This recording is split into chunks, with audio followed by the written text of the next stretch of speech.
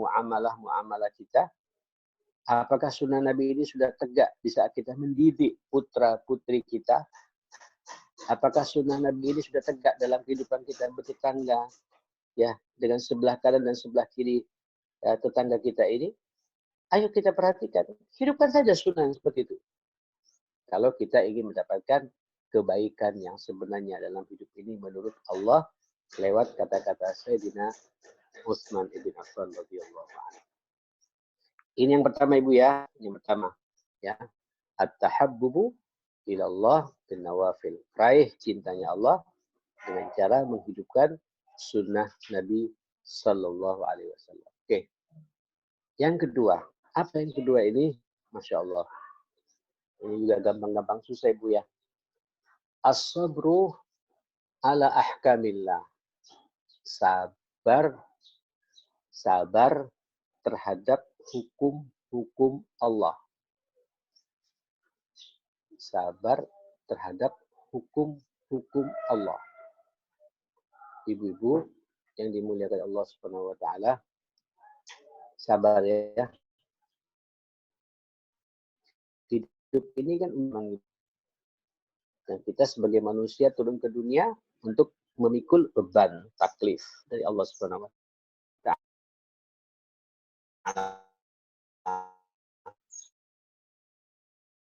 Ada hukum. Ya. Dua-duanya butuh kesabaran. Hukum perintah tangan Allah Subhanahu wa taala. Ini kalau tidak sabar berat Bu. Apalagi disuruh salat subuh tepat waktu. Masya Allah. Di musim hujan dingin seperti ini. Pas lagi khusyuknya kita tidur. Ini kalau tidak sabar, susah. Tapi kalau kita sabar, bahkan sebelum subuh kita sudah bangun. Allahu Akbar. Merespon perintah Allah. Zikirnya kita laksanakan dengan sempurna. Apalagi ini hari Jumat ya. Setelah kita sholat subuh, kita zikir, kita baca maksurat, kemudian kita baca Al-Quran, kita baca surat Al-Kahfi. Bersalawat kepada Nabi, lihat kebaikan yang Allah berikan kepada kita. Sabar. Ya. Sabar, suruh puasa. Ini puasa butuh sabar.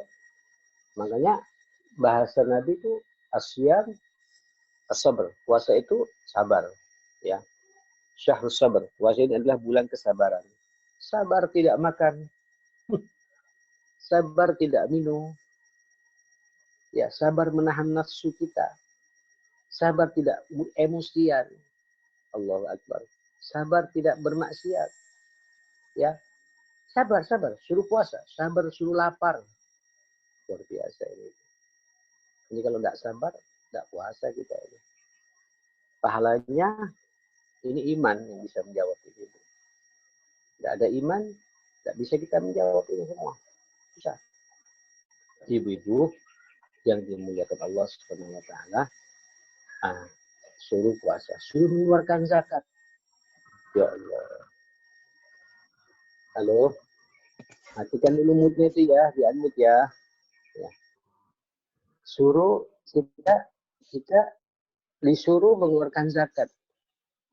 Merasa kita sudah berpayah-payah mencari rizkinya Allah, tiba-tiba setengah masuk Ramadan sudah mengeluarkan 2,5%. Kalau punya 1 miliar, berarti kita mengeluarkan 25 juta. Kalau punya 2 miliar, 50 juta. Ini kalau kita tidak sabar, tidak nyambung ini ibu sekalian. Untuk merespon perintah Allah Subhanahu wa taala gitu. Sabar. Disuruh keluarkan zakat, dan zakat itu adalah kotoran harta kita. Barangkali kita ini ketika berbisnis, bermuamalah, dari hasil-hasil yang mungkin kita lupa, nyerempet syubhat, nyerempet haram, bersihkan dengan zakat kita ini. Keluarkan setiap tahun 2,5%-nya. Ini kalau tidak sabar, perlu perhitungan kita ini. Kita harus sabar melaksanakan ibadah haji. Ya Allah. Seumur hidup satu kali. Meninggalkan keluarga, meninggalkan istri, meninggalkan anak. Kalau suami istri meninggalkan keluarga besarnya, anak-anak. Labbaik Allahumma labbaik. Mengeluarkan duit lagi ibu. dana, belum lagi oleh-olehnya haji nanti itu, Bu. Walaupun sekarang lagi ada pandemi ya, saya kurang tahu ini. Ini kalau tidak sabar, waduh, apalagi di haji ujiannya juga luar biasa itu kan. Ujian pikiran, ujian perasaan, ujian fisik, ujian harta, ujian peribadatan, ujian istiqomah. Di daerah haram, kita tidak boleh berbuat apa-apa. Sabar, melaksanakan perintah Allah. Jadi salat butuh sabar, puasa butuh sabar, haji butuh sabar, mengeluarkan zakat juga butuh sabar. Ini kalau kita ngambil yang perintah-perintah yang wajib. Apalagi perintah sunnahnya. Suruh tahajud, kalau tidak sabar, susah. Suruh duha. Ayo, sudah sholat duha belum ini ibu sekalian? Ini kalau tidak sabar, males. Ya, suruh baca Quran. Suruh baca Al-Kahfi. 1 juz setiap hari. Kalau tidak sabar, males. Sabar. Memang as-sabru ala ahkamillah, tapi di situ ada kebaikan dari Allah Subhanahu wa taala. Ya, sampai al-ujur ala qadril masyaqqah. Memang pahala yang disiapkan oleh Allah itu Ibu nanti akan sesuai dengan apa ya, dengan benturan yang ada, dengan capek yang ada. Semakin capek dan kita sabar akan capek itu, pastilah kita ini akan mendapatkan kebaikan yang sebenarnya. Subhanallah. Oke. Ini yang saya katakan sabar terhadap perintah-perintah Allah. Kebalikannya juga sabar menghadapi larangan-larangan Allah. Larangan Allah ini, Ibu, subhanallah. Rata-rata semuanya selaras, sesuai dengan keinginan hawa nafsu kita. Ya, rata-rata larangan Allah ini sesuai dengan keinginan hawa nafsu kita. Ini kalau tidak sabar, larut kita ini, Bu. Buka YouTube, bagus-bagus, Bu. Gratis lagi. Apalagi ada wifi di rumah. Sabar. Saya tidak mau waktu terbuang percuma pada sesuatu yang tidak punya nilai. Larangan Allah. Ada orang datang membawa gosip. Ini kalau tidak sabar, Bu, larut kita ini, Bu. Mendengarkan gosip itu. Habis waktu kita ini. Ya. Sabar tidak bermaksiat. Ya. Sabar tidak terjebak dengan riba. Walaupun di depan mata ini ada kesempatan bagi kita, peluang untuk berbuat begitu. Ini larangan Allah. Saya harus menjauhinya. As-sabru. Jadi betul kata Sayyidina Utsman, as-sabru ala ahkamillah. Sabar terhadap hukum-hukum Allah. Baik hukum yang berbentuk perintah dari Allah atau hukum yang berbentuk larangan dari Allah. Dua-duanya itu butuh kesabaran ekstra dari kita semua. Oke, saya pikir cukup jelas itu ya. Kita masuk sekarang poin yang ketiga. Ya, apa poin yang ketiga? Kiat yang ketiga untuk bisa meraih kebaikan ini adalah ar-ridha bitakdirillahi subhanahu wa ta'ala. Ridha dengan takdir Allah subhanahu wa ta'ala. Begini Ibu, kita ini berjalan dalam hidup ini di atas takdir Allah subhanahu wa ta'ala. Kita tidak tahu apa yang terjadi besok. Apa yang terjadi pekan depan. Ramadan yang akan datang. Tahun depan. Mudah-mudahan sampai umur kita ya. Panjang umur insya Allah semua. Dan takdir Allah ada dua macam. Ada takdir Allah yang menyenangkan. Biasanya kalau yang menyenangkan ini semua kita ridho ya, suka. Cuma kita tinggal tanya, sukanya kita ini yang menyenangkan, bisa nggak kita kemudian mensikapinya dengan sesuatu yang diridhoi pula oleh Allah Subhanahu wa taala. Punya suami yang baik hati, rezekinya lancar, pekerjaannya tidak banyak hambatan, anak-anak soleh-soleha, semua kita ridho ya. Cuma tolong Ibu, keridhaan seperti itu kaitkan dengan Allah Subhanahu wa taala. Ya Allah, ini semua adalah karunia darimu. Syukuri. Syukuri. Bersyukurlah kepada Allah dengan syukur yang sebenar-benarnya. Akui Semua nikmat ini karunia dari Allah Subhanahu wa taala. Dan niatkan semua nikmat ini sebagai sarana saya untuk mendekatkan diri kepada Allah Subhanahu wa taala. Terus ucapkan kata-kata alhamdulillah, alhamdulillah, alhamdulillah ala fitratil Islam, ala nikmatil Islam dan lain sebagainya ya. Ya. Terus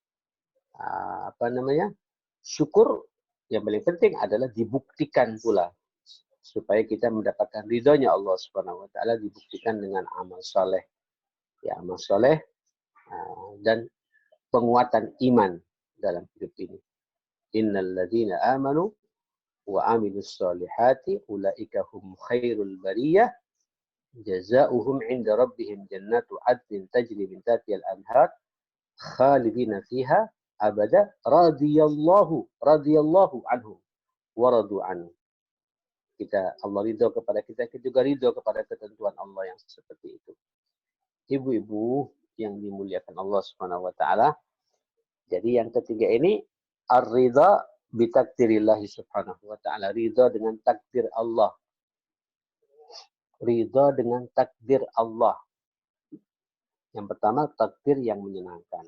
Nah, yang kedua adalah ridha juga dengan takdir yang tidak menyenangkan. Ini yang menjadi pembahasan banyak para ulama ketika berbicara masalah ridha ini. Terhadap takdir-takdir tidak menyenangkan. Apa itu? Sakit. Tak menyenangkan. Allah menakdirkan kepada kita sakit. Mudah-mudahan semua ibu-ibu sehat semua. Ya. Sehat fi ta'atillah. Ya. Sehat di atas ketaatan kepada Allah. Ya, itu paling penting. Ya, buat apa ibu sehat tapi maksiat? Duh, repot itu. Sehat, ya, tapi terbuang waktu percuma pada sesuatu yang tidak punya nilai. Ya, itu musibah itu. Itu kita tidak mendapatkan ridhonya Allah Subhanahu wa taala. Nah, kita ingin ridho dengan takdir Allah yang tidak baik ini, sakit, kita mengevaluasi diri. Kenapa Allah ngasih saya sakit?